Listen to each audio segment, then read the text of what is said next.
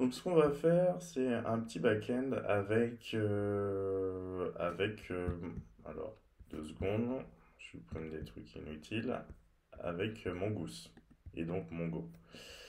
C'est parti. On va donc ouvrir une nouvelle fenêtre. J'ai déjà démarré Redis Stack Server parce qu'on en aura besoin pour rigoler un peu, même si c'est pas le centre de ces vidéos, en tout cas l'objet principal. Ce qu'on va faire plus simplement, c'est un backend concernant Mongo. Donc, on se place sur le desktop, mkdir Mongo API. Hop, et là, on va ouvrir VS Code. On va déjà placer ça là. On va ouvrir VS Code, nouvelle fenêtre. Hop, on place ça dedans. Et c'est parti, comme ça on va faire quelques petites révisions en même temps. Donc on crée un fichier au départ, alors j'ai pas besoin de voir ma vidéo tourner. On crée un fichier, on va l'appeler index. Même pas, app.js. Mais évidemment, il nous faut initialiser un package.json toujours. Donc npm init dash dash yes pour le coup. Et une fois ça fait, je veux qu'il y ait une installation de Core, puisqu'on aura besoin du cross-site. On va essayer de faire aussi le front. On a besoin d'Express, puisque c'est une application Express. Donc on utilise le framework Web Express. Express Validator, parce qu'on va faire des middleware validation.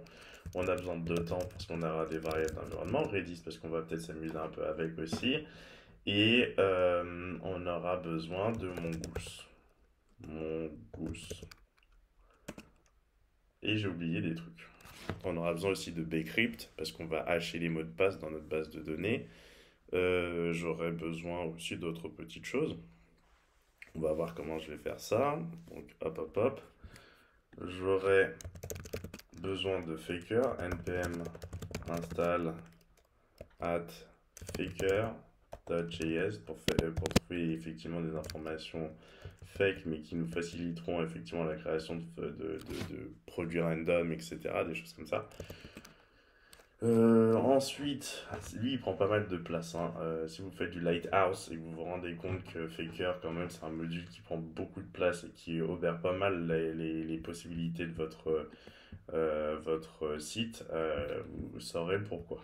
Donc, npm install, j'ai besoin donc de bcrypt parce que je vais m'en servir pour hacher effectivement mes mots de passe au sein de la base de données.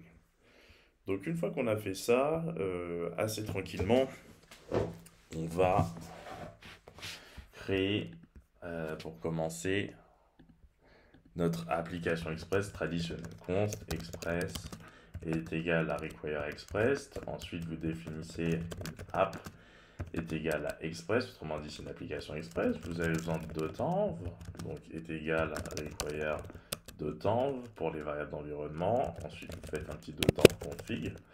Comme ça, vous aurez votre .env qui sera direct dans le process.env. Donc, .env, vous définissez un petit port, 3000 généralement, un host, localhost. Moi j'aurais besoin de mon Redis URL et en l'occurrence, par Redis URL, Redis port est égal à 6379. Alors je ne l'ai pas inventé, hein. C'est ici. Mon stack server il tourne sur le port effectivement 6379, 6379. Donc ça c'est fait. Une fois que j'ai ça, alors, deux secondes, je vais voir. Une fois que c'est fait, ça, vous savez déjà que je vais peut-être rigoler un peu avec Redis, donc je crée déjà un dossier Redis et je vais créer un petit publisher parce qu'on va utiliser le pub-sub publisher.js. Et lui, j'ai envie qu'il publie finalement des petits produits.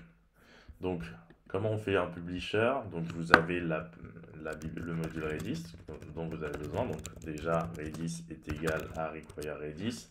Vous avez besoin potentiellement de votre .env, donc autant l'avoir sous la main. Require .env, variable d'environnement, .config.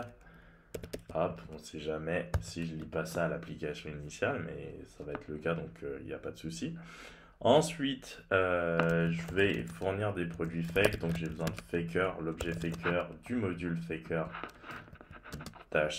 donc require, là vous mettez require faker.js, et ensuite const publisher est égal à redis.create client host. Voilà. Et là, je vais aller chercher mes informations en process.env puisque je viens de définir effectivement Redis host. Redis port, là, je vois Redis port, mais Redis host, je ne l'ai pas défini. Ah non, parce que j'ai dû considérer que c'était les mêmes. Redis port et host, ouais. Alors, host, en l'occurrence. Hop. Et ensuite, le port. Et là, process env, et c'est Redis port. Et là, je peux même checker. Alors, localhost, voilà, c'est parfait. Donc là, on a créé en tout cas notre client Redis qui est cette fois-ci un publisher, celui-ci. Mais on pourrait très bien créer dans un autre fichier un client Redis qui serait un subscriber. Et c'est ce qui va se passer, assez rapidement. Donc ça, c'est fait. Je vais plutôt mettre c'est bien. Alors, une fois que c'est ça, moi je veux vérifier que ça fonctionne. Donc je vais être informé du moment où ça se connecte à Redis, tout simplement, où mon publisher est en fonctionnement. Donc console log, et là je vais effectivement mettre publisher connected. Alors publisher connected, tout simplement. Et ensuite là, publisher on, et c'est pas disconnected qui m'intéresse, error. Si jamais il y a une erreur, autant que je sois au courant également. Hop, et là, console log, publisher, error. Tout simplement. Et s'il y a une erreur, vous avez l'erreur, vous pouvez donc l'afficher. Hop. Donc là, on surveille déjà deux événements, on les écoute, s'il y a un problème, il y a un problème. Ensuite, ce que vous allez faire assez facilement, c'est faire une fonction init. Donc je vais l'appeler init module .export. D'ailleurs, je vais l'exporter. Ah non, je vais faire plutôt export init égale. Hop, hop, hop, hop. Ça va lancer mon truc tout simplement init. Et je vais faire un petit console log into the publogic program. Ok, je mets un petit message, ça me fait ça souvent. Ça me permet effectivement de savoir où j'en suis exactement. Donc ça c'est fait. Ensuite, ce que vous faites, c'est en réalité que je crée un tableau array from un objet length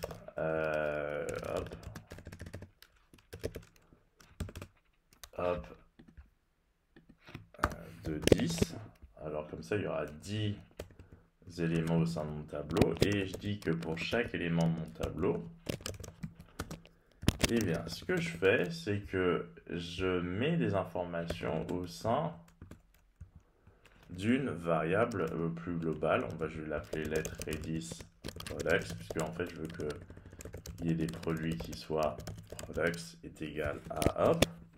Pour l'instant c'est vide, et le truc que je vais faire, c'est que Redis products, je vais faire push et je vais pusher un objet. Donc je sais qu'avec mon Go, les informations, les documents ont tous un underscore ID, donc autant que mon truc frauduleux en est aussi un. Donc date, hop, get time, et je balance ça en string, je transforme, cast en chaîne de caractères, description, je mets faker pour faire le boulot, le rem, dot paragraph, et je mets un seul paragraphe que je veux qu'un produit ait un nom, alors faker va me fournir ça avec effectivement son objet commerce, et en l'occurrence ensuite la méthode product name. Donc là, vous pouvez tout regarder à chaque fois, décider de ce que vous voulez mettre comme configuration. Il y a toujours des options. Faker.image, en l'occurrence, et URL pic photo que je vais prendre. Sans config. Alors, j'ai oublié une virgule, c'est pour ça que c'est comme ça. Hop. Et pour price, il faut bien un prix. C'est quelque chose que je vais convertir en nombre. Faker.commerce.price. Et je veux effectivement que les décimales, je veux un nombre de décimales à 0. Donc vous pouvez voir les différentes possibilités. C'est fait. Ensuite, ce que j'ai besoin de faire, c'est que non seulement j'ai besoin de remplir ça finalement d'informations, mais j'ai besoin aussi d'initialiser ma connexion. Donc publisher.connect, justement, j'ai envie que ça se connecte. Je fonctionne en asynchrone ici, c'est pas quand même une information avec une base de données. Donc publisher connect et ensuite publisher publish en l'occurrence. Il publie sur un channel particulier et l'information sera stringifiée et ce sera Redis Product qui publie tout simplement. Donc ça, c'est fait. Tout est fait, la logique est là. On va la mettre effectivement de ce côté. On va arrêter la vidéo juste après, une fois qu'on aura créé notre serveur entier. Donc, on va const require mon init. Là, je vais faire require et alors c'est pas ça, nous on est ici Redis Publisher, donc ça c'est fait. Et le qu'est-ce que je vais faire avec le init? Ben tout simplement le nom c'est init, c'est une fonction asynchrone qui effectivement attend une promesse, donc on peut mettre tout simplement console log error écrit de cette façon. Donc ça c'est fait, je mets des points-virgules partout. Une fois que j'ai fait ça, alors ça c'est la partie OK Redis, Redis part. Je vais mettre end of Redis part. On va revenir sur notre petite application toute mignonne. Donc, ce qu'on va faire, nous, c'est déjà créer quelques petits middleware, en tout cas mettre en place quelques petits middleware pour que notre application sache où se trouvent les fichiers statiques. Donc ça, c'est assez simple à gérer. On lui dit que dans un dossier public, il y aura un dossier asset qui va contenir les fichiers statiques. Ensuite, app.use, on gère tout ce qui concerne effectivement l'encodage, et pas seulement l'encodage du corps de la requête pour qu'il puisse effectivement décrypter si jamais il y a des fichiers nestés, des objets nestés. Nested object will be readable. Ok, ensuite app.use, si jamais il y a des choses qui sont JSON, il faut qu'il puisse le lire aussi. Donc là c'est la même chose. Rect body JSON-like will be readable.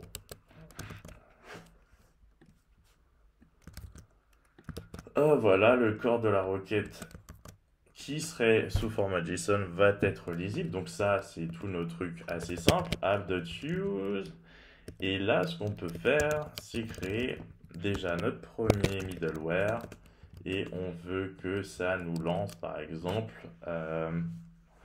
une petite réponse tranquille. Donc status 200. On va mettre notre première réponse. D'ailleurs, on aurait même pu mettre ça npm install JS. Alors, on va rajouter des petites choses, hein, tout simplement.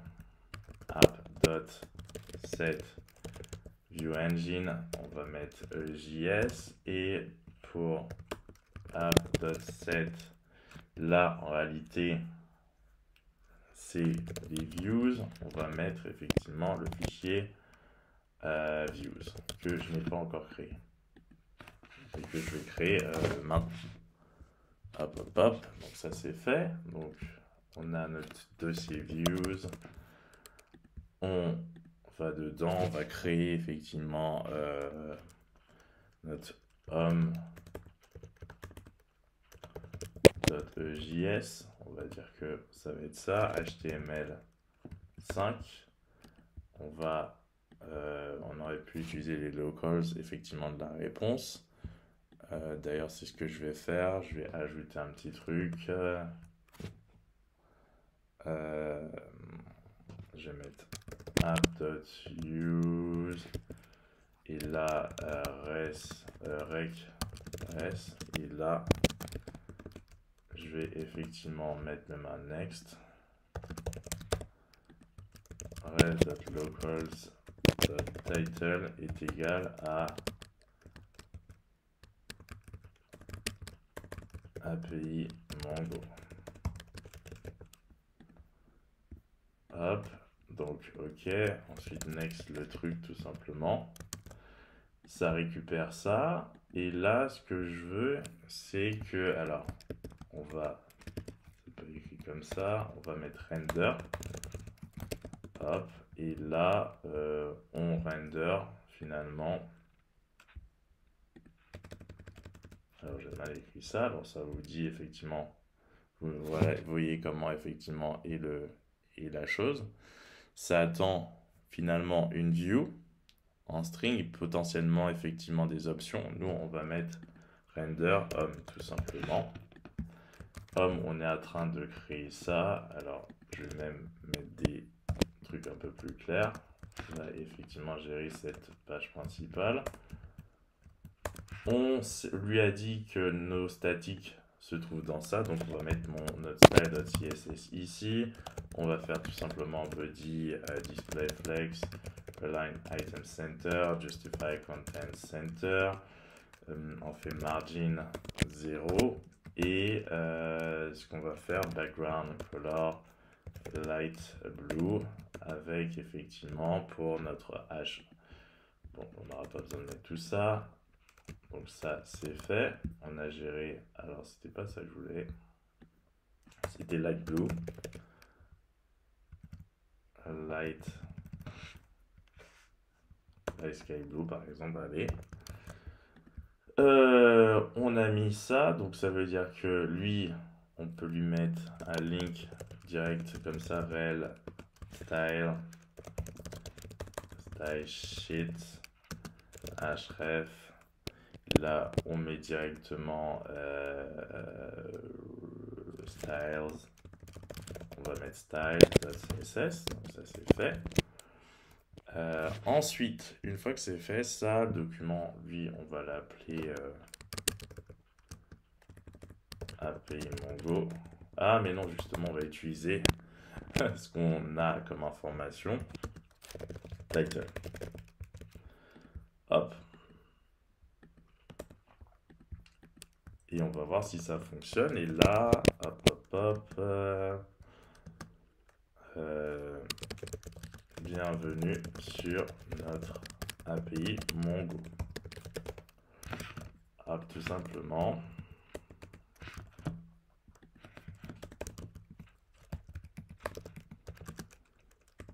Hop, c'est nickel. On a mis tout ce qu'il fallait. On va tester ça tout de suite. Hop. On va tester ça d'ailleurs avec... alors, je vais tester ça avec... je me demande ce que je vais utiliser puisque Insomnia ne fonctionne pas bien dernièrement. Hop.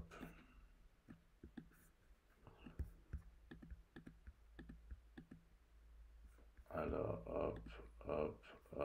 Alors, c'est pas ce que je voulais faire. Hop. Je vais me mettre ici. Delete. Yes. Delete. Yes. Delete. Delete. Yes. Delete. Voilà. Delete. Yes. Donc je vais créer un nouveau document, plutôt une nouvelle collection, API Mongo. On va voir si ça fonctionne. Create. Ensuite, je crée une nouvelle requête de type get, http://localhost 2.3000/ et on va voir ça tout de suite. Alors, qu'est-ce que ça me dit?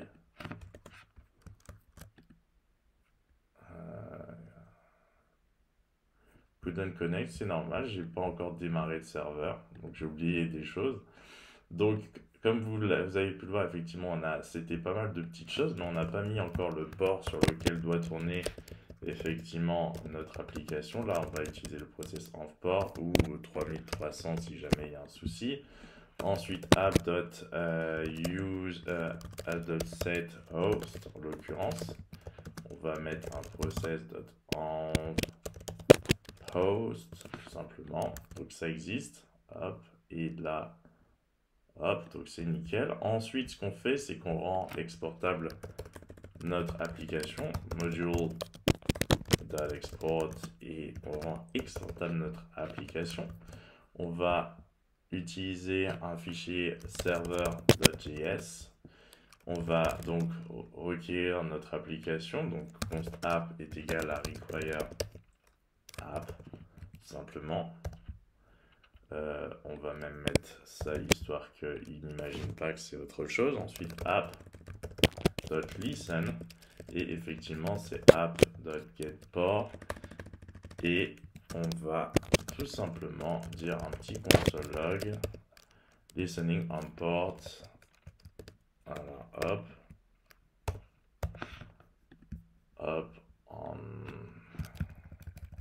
hop, plus, hop,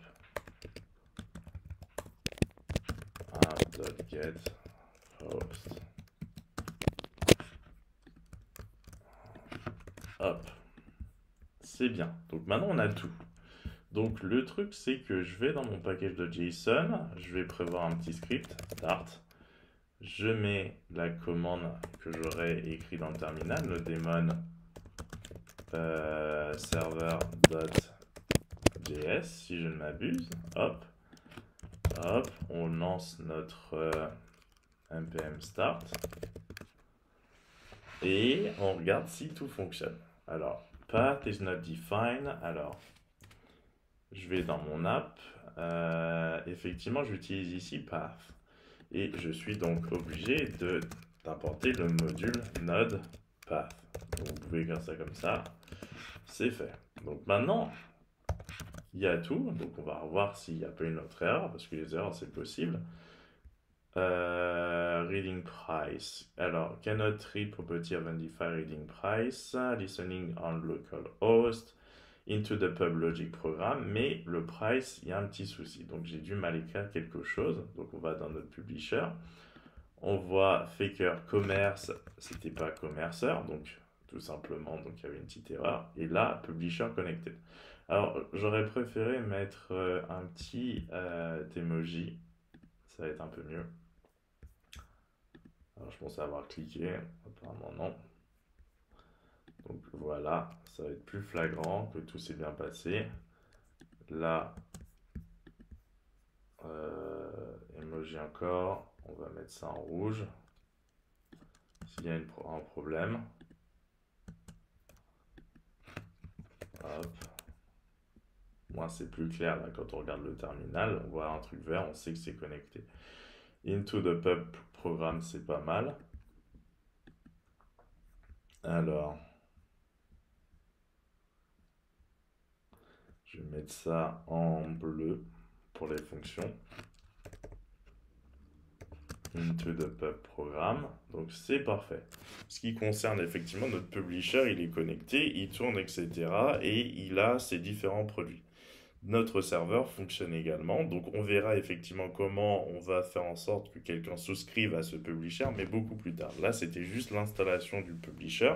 Je vous ai montré comment on en crée un, quels sont les événements qu'on peut écouter, Et j'ai utilisé Faker pour finalement remplir le tableau Redis Products qui est fourni par ce publisher sur le canal Products, tout simplement. Donc là, pour une première vidéo, c'est pas mal.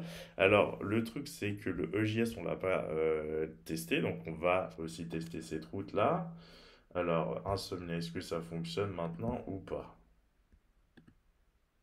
Ah, bienvenue sur notre API Mongo. Alors, c'est cool. Je pensais que j'avais mis ça en flex. Apparemment, j'ai oublié de mettre un display flex. Non, il est là pourtant.